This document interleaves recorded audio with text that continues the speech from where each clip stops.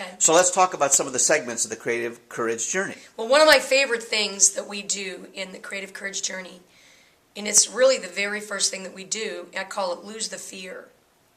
People have so many fears about things in life, and then let's just talk about their fears in their work. And so I always ask people to write down some of their fears.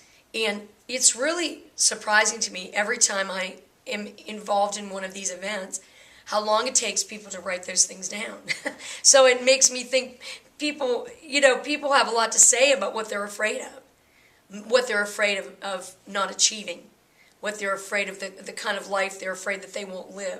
It's very important to let people have that moment. And then at the end of the event, we always have them, throw their fears into a fire, which I think is very cathartic for people, and I think it's very freeing.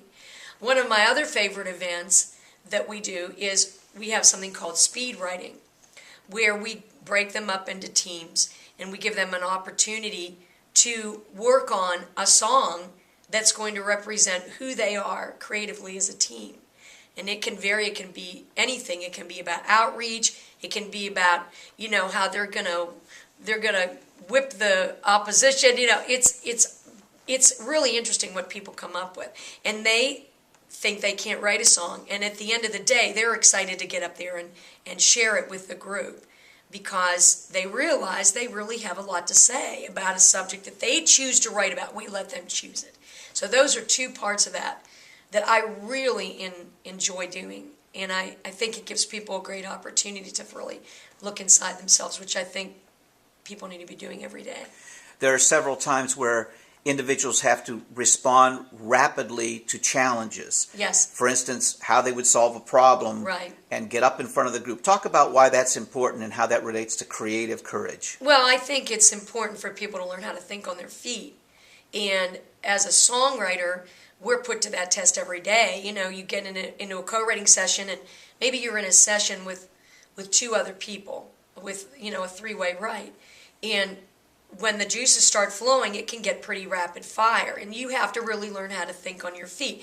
There's lots of exercises you can do to help you learn how to do that.